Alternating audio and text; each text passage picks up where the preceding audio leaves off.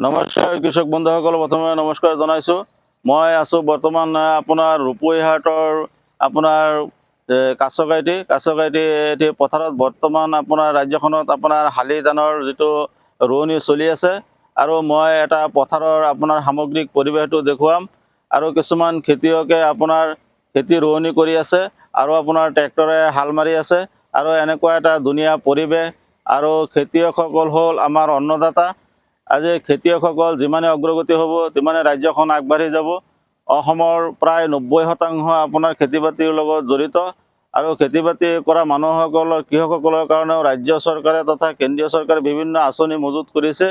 আৰু যেতিয়ালৈকে আপোনাৰ কৃষি কাৰ্য তথা খেতিয়কসকল ডেভেলপ হ'ব, তেতিয়া ৰাজ্যখন উন্নয়নৰ ফালে আগবাঢ়ি যাব। আৰু মোৰ সতীৰ্থ কেমেৰামেনক মই সামগ্ৰিক পৰিৱেশটো দেখুৱাবলৈ যত্ন কৰি আছোঁ।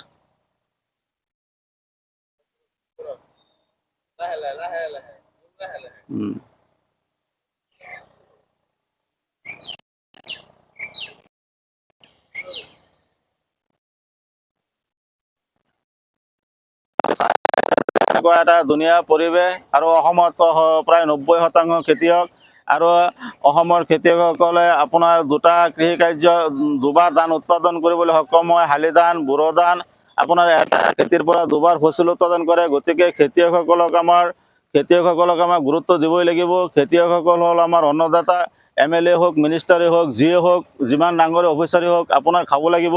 অন্ন যোগাৰকাৰী যিবিলাক আছে, অন্নদাতা আছে, তেখেতসকলক আমি প্ৰশংসা কৰিব লাগিব।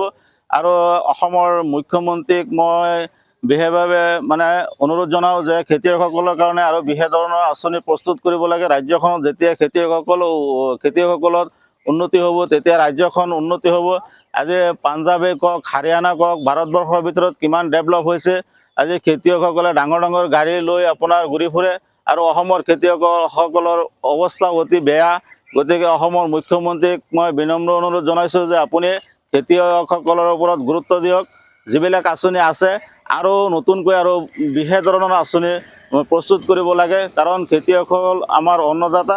গতিকে অন্নদাতাসকল যেতিয়া ডেভেলপ হ'ব, তেতিয়া আমাৰ ৰাজ্যখন ডেভেলপ হ'ব। আৰু মোৰ কেমেৰামেনে আপোনাৰ এই সামগ্ৰিক পৰিৱেশটো দেখুৱাই আছে।